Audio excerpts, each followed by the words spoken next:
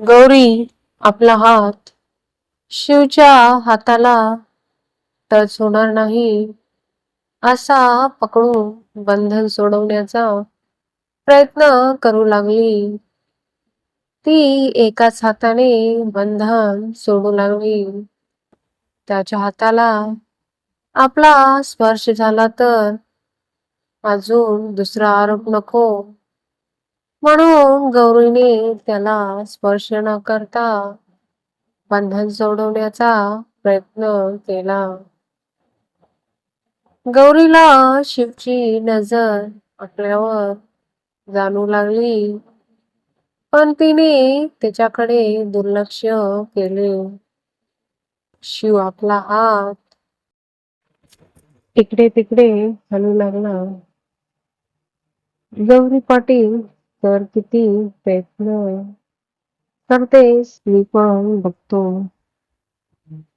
तुला मला टच करायची नाही ना? तर ठीक आहे, तर जेवढे प्रयत्न करायचे तेवढे कर. मी संध्याकाळी बघतो, असे तो मनात बोलू लागला. गौरी कंटाळून अनिताकडे बघितले. आई, हे गाठ फुलत नाही.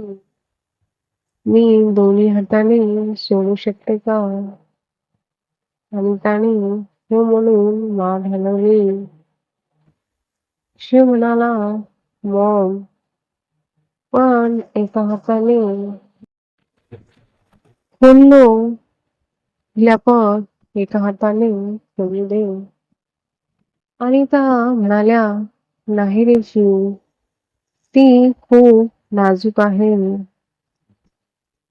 शिव स्वतःमध्येच बडबड करू लागला. नाजूक नाही, चालू आहे. तिला माझ्या हाताला स्पर्श करायचा नाही म्हणून नाटक करत आहे. गौरी आपल्या हाताचा स्पर्श होऊ न देता दोन्ही हाताने बंधन सोडले. अनिता शिवला म्हणाल्या, शिव, गौरीचा उपवास आहे, त्यामुळे तुम्ही दोघे जेवण करायला बसा. गौरी म्हणाली, आई, मी नंतर जेवण करते, मला भूक नाही. जेवण करून घे बाळा, संध्याकाळी रिसेप्शन पार्टी आहे, त्यामुळे जेवण करून थोडा वेळ आराम कर. त्यांनी दोघांना जेवायला बसवले. शिव गौरीला काहीतरी गोड खाऊ घालून तिचा उपवास सोडव. शिव ओके मॉम म्हणाला. त्याला गौरीला परेशान करायला मजा येत होती, त्यामुळे त्याने आपल्या प्लेटातली एक मिठाई घेतली आणि गौरीच्या तोंडासमोर पकडली. गौरीने त्यातला एक बाईट घेतला. उरलेली मिठाई शिवने आपल्या प्लेटामध्ये ठेवली. तात्या म्हणाले, गौरी बाळा, आता तू भरव. शिवला तिने होकार दिला. एक मिठाई घेऊन गौरीने शिवच्या तोंडासमोर पकडले. शिव फक्त तिच्याकडे बघत होता, पण गौरीची नजर खालीच होती. शिवने गौरीचा हात पकडून सगळी मिठाई खाल्ली आणि तिच्या बोटाला चावला पण. गौरीने आपले डोळे गच्च मिटून घेतले. शिवच्या ओठावर हलके हसू आले. तिने लगेच आपला हात मागे खेचून घेतला आणि कसेबसे आपले जेवण संपवले. ती सीमासोबत आपल्या रूममध्ये निघून गेली. शिवने आपले जेवण संपवले आणि समोर समोर रिसेप्शनच्या ठिकाणी गेला. जगातील मोठमोठे उद्योगपती येणार होते. संध्याकाळपर्यंत गौरीची फॅमिली आली होती. गौरी आपल्या रूममध्ये तयार होत होती. तिला तयार करण्यासाठी ब्युटिशियन आली होती. पीच कलरचा लेहंगा, डायमंडचे नेकलेस, मांगीमध्ये सिंदूर, गळ्यामध्ये मंगळसूत्र, चेहऱ्याला हलकासा मेकअप, केसाची ओपन हेअरस्टाईल.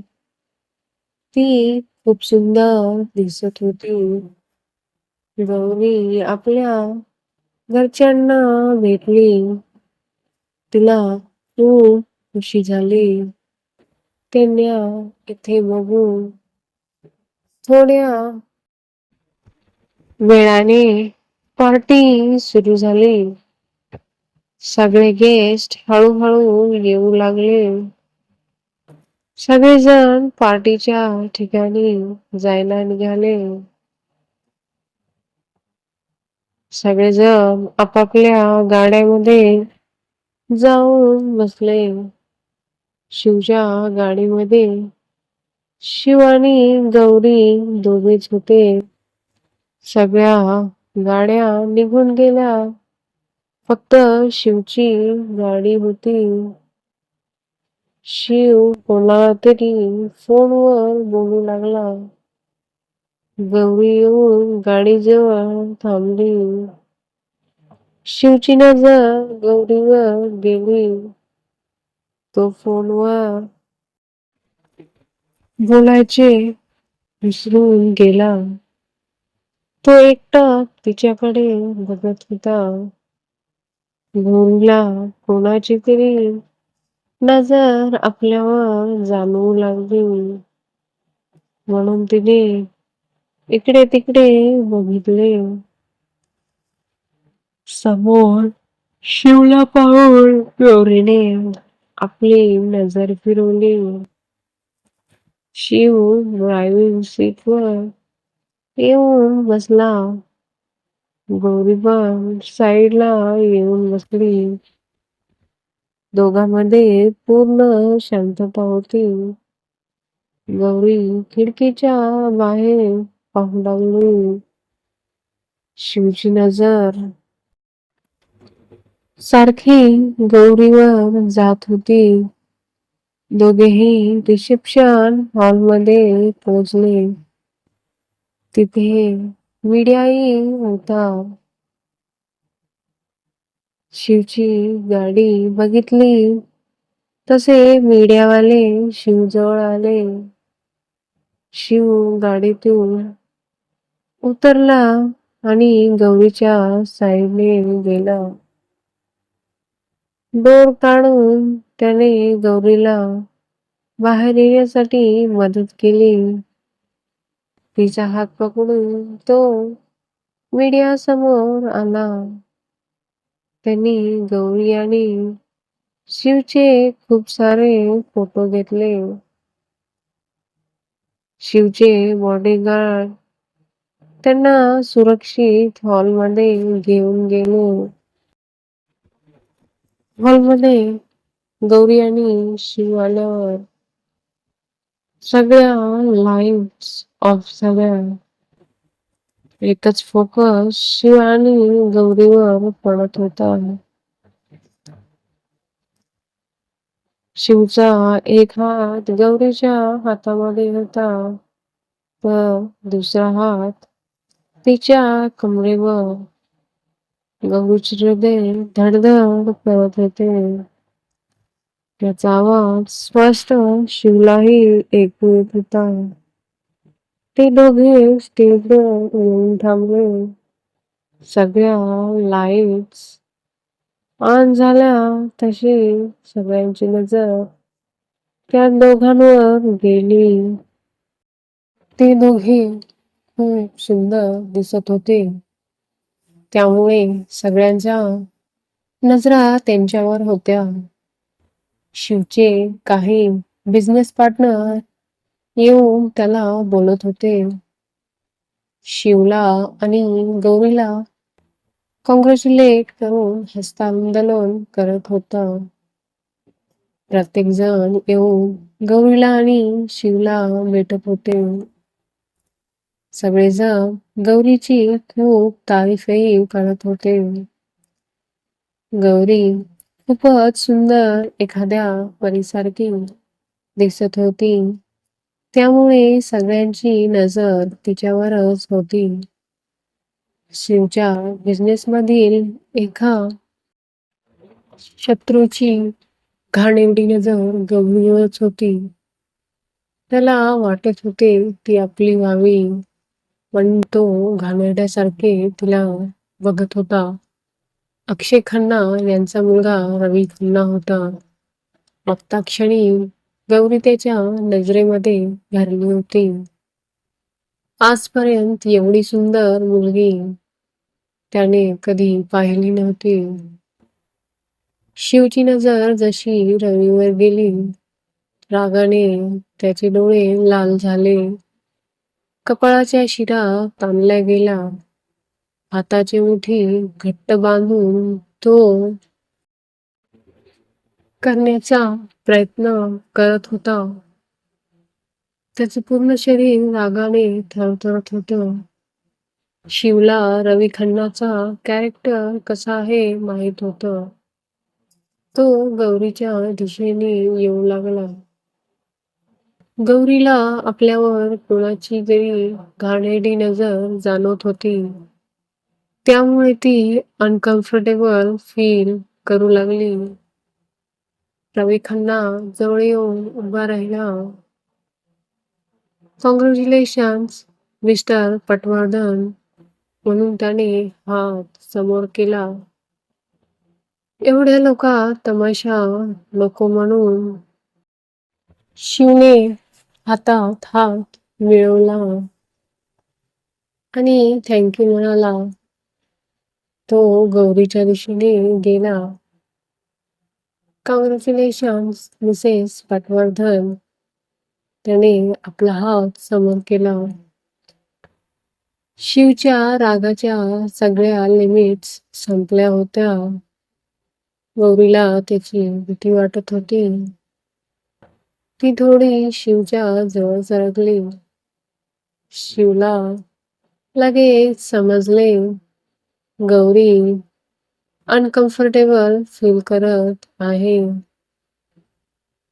शिव काही बोलण्याच्या अगोदरच गौरीने हात जोडून थँक्यू भैया म्हणाली. एक क्षण तर शिव सुन्न झाला. त्याला हसून आवरणाचे झाले. समरची ही अवस्था त्याच्यापेक्षा वेगळी नव्हती. रवी खन्नाला आपला प्रचंड अपमान झाल्यासारखे वाटले, तरीही तो बेशरमपणा सोडत नव्हता.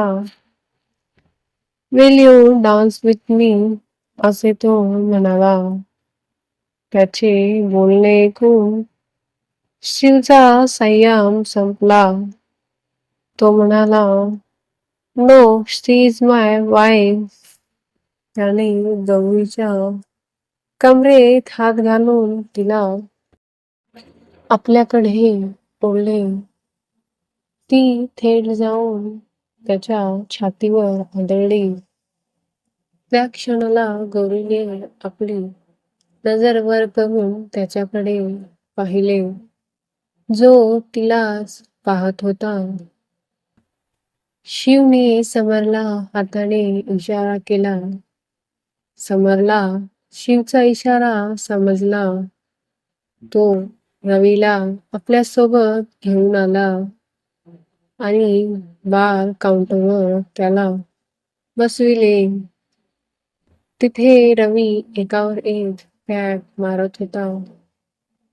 त्याला गौरीचे भैया म्हणलेले शब्द आठवत होते. तो खूप चिडला आणि म्हणाला, तुला याचे फळ भोगावेच लागतील, मिसेस पटवर्धन. बघूया पुढे गौरीच्या जीवनात कोणता नवीन अडथळा आणणार आहे रवी खन्ना. इकडे रवीचे बोलणे ऐकून शिव खूप रागात होता. गौरी आणि शिव एकमेकांच्या डोळ्यात रवले होते, पण त्यांच्या नजरेत प्रेम नव्हते. गौरीला शिवच्या डोळ्यात प्रचंड तिरस्कार दिसत होता. रागाने त्याचे डोळे लाल झाले होते. गौरीने आपली नजर हटविली आणि बाजूला व्हायला गेली. शिवने तिला आपल्याकडे ओढले. तसे सॉंग चालू झाले. शिव गौरीसोबत डान्स करत होता, पण त्याच्या स्पर्शात कोणताही मूळपणा नव्हता. दुरून बघणाऱ्यांना हेच वाटत होते की ती दोघे खूप प्रेमाने डान्स करत आहे. फक्त गौरीलाच माहित होते, शिव तिला संधी पण देत नव्हता. पाय उचलायला तो तिला फरफटत नेत होता.